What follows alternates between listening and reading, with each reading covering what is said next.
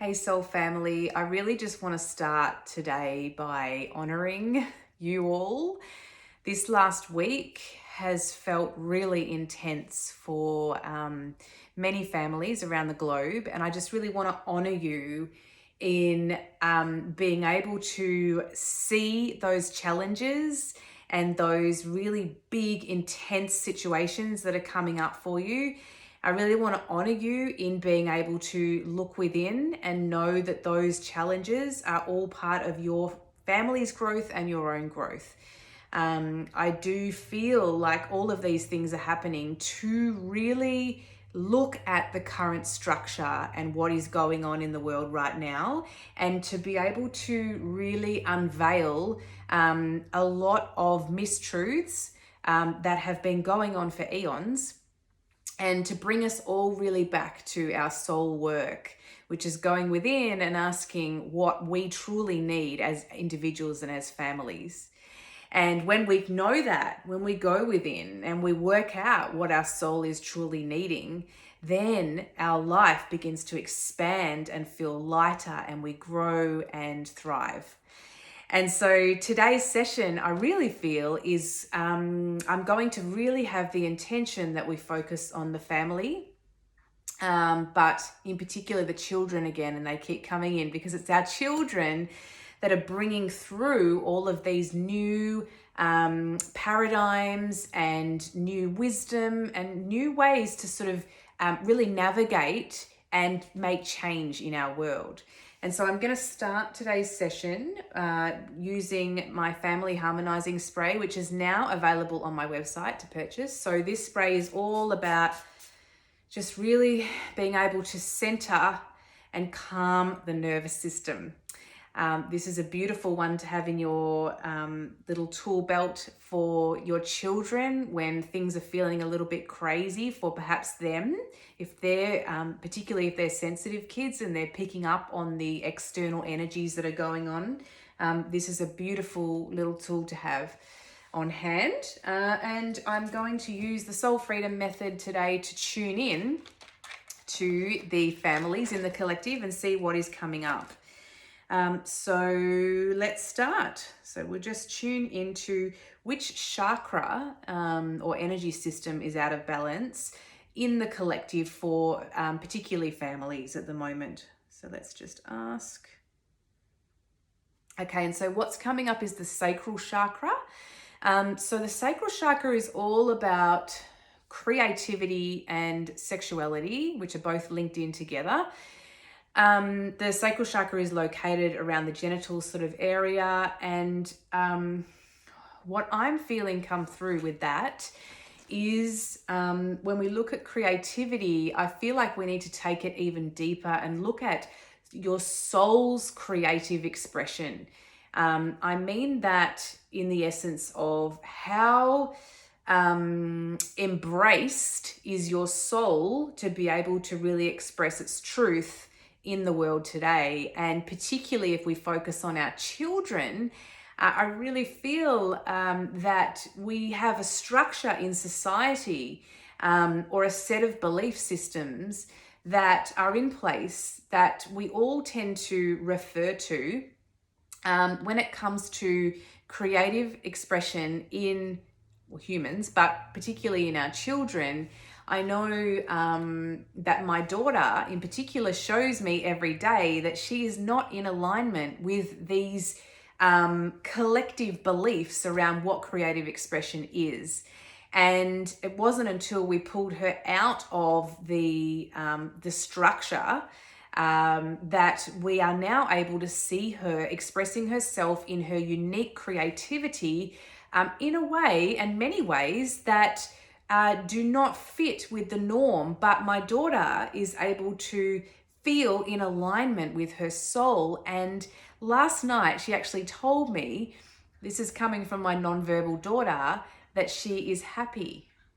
To me, there is nothing better as a mum to hear your child, who predominantly has not been able to speak, express herself like that because she is being embraced in her own uniqueness.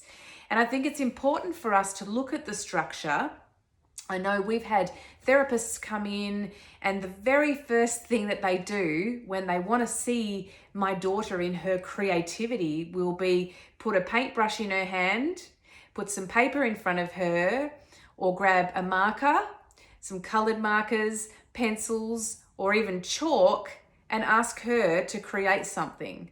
Now, for my daughter, that does not motivate her. That does not light her up to sit there with a pen and paper, or a pencil and paper, and draw. She disengages straight away.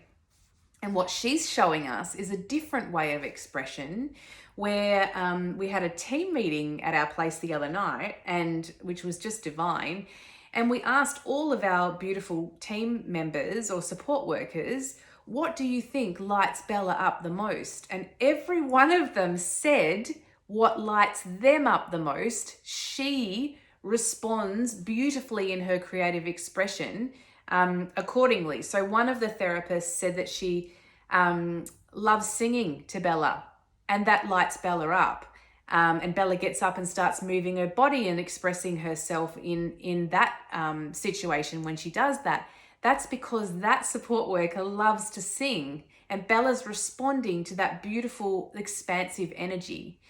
Another one of our support workers has horses, and she loves to be with the horses, and Bella just thrives when she's with her and with the horses. And another one of our support workers loves being in nature, and so she takes Bella out into nature, and Bella just adores being out there and expressing her little personality as she's out there, soaking up nature. And so I think she's really showing us that her creative expression comes from her environment and from the energies in her environment, which is a very different way of looking at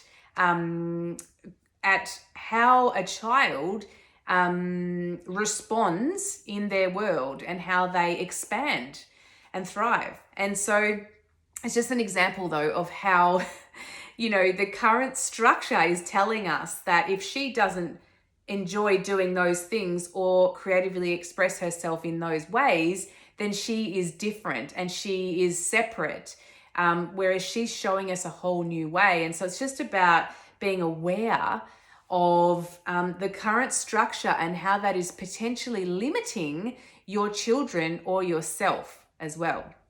So let's move along to aspect of life. Find my pendulum. And we'll just ask, what aspect of life is the current collective families feeling an imbalance in?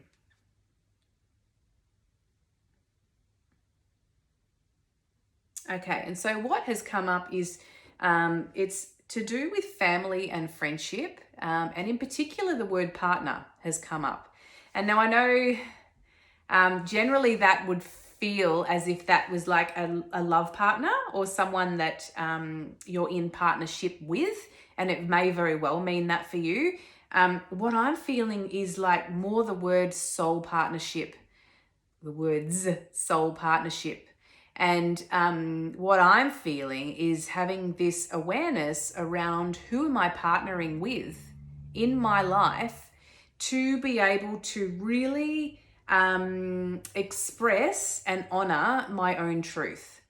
And just looking at all of the connections in your world, and this is to do with yourself and your family, right? So you've got your own family's soul desires that you want to create and manifest in the world. And I really feel that this is about just being aware who is in my life and how are they supporting me in my soul's alignment. And it's really important to start to call in and align and partner up with people and share with them and gain their wisdom and support and input, with those people that are honoring your soul. And that in our family life means honoring our children's souls. And so I have been very specific, particularly when I'm putting ads out to be able to draw people in to work with Bella, but also with my son's schooling as well, really being very specific around my values and what type of environment I want my children to be in, and that means the people in it. And so it's just being very aware of how aligned you feel. How can you feel most comfortable? Sorry, I should say, who do you feel most comfortable to be able to share your truth with? And who do you feel like you're being diluted or sort of watered down with? So it doesn't always mean cutting people out of your life. It might just mean that you need to call in some new people, let go of some in some aspects, but be able to really feel into and draw in the right people for your team to be able to manifest this family life for yourself and your children and maybe your partner as well, because it really matters who you're surrounding yourself and partnering with. So let's just move forward and ask today. We might skip body system because I feel like this video is going to be too long. I'm just going to ask what is the emotion that's out of balance for the collective families at the moment? So what have we got coming up for this one? Okay, so overwhelm has come up today and for this week. And I think that's pretty simple. When our children are not being honored and listened to and heard, they often become very anxious and their nervous systems become overwhelmed. And this is the same for adults as well. If we're not being honored or listened to or heard and being able to be in our truth, then our nervous system becomes very frenetic and very overwhelmed because it's not able to be in its truth. And so this is really just an opportunity to ask yourself, is my child, well, first of all, have a look at your child's nervous system and your own, but just check in and see how you feel they are coping in their nervous system. Are they calm? It doesn't have to mean all the time, but I'm just thinking like majority of the time. Or at what moments are they overwhelmed as well? It could just be their environment is not appropriate for them. It might have nothing to do with the people. It might be, the environment's too loud for them. They're unable to tap into their soul because they're too overwhelmed by this stimulus. It might be people in their environment that aren't believing in their limitless potential. And I don't care what any diagnosis, literature or science say. I believe that all of our children are limitless and have their own ability to expand into their own potential, whatever the science says. And I'm not dissing science, but I'm just saying that if we can stop pigeonholing everything and labeling everything in our world, and it's not even necessarily just for our children, it's for everything, and come back to what our soul is telling us, what our potential is, then we begin to expand in our own truth and our own uniqueness without all of these blockages getting in our way and all of these limitations. And so coming back to that overwhelm and just being really aware of the nervous system and what is in the environment that is potentially not hearing the soul or not listening to the soul or not honoring what the soul really wants or needs. And it takes listening. It takes time to be able to tune in.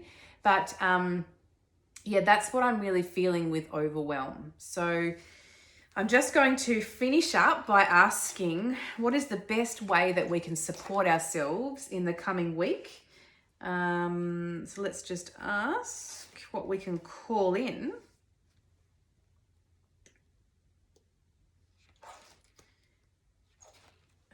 Okay.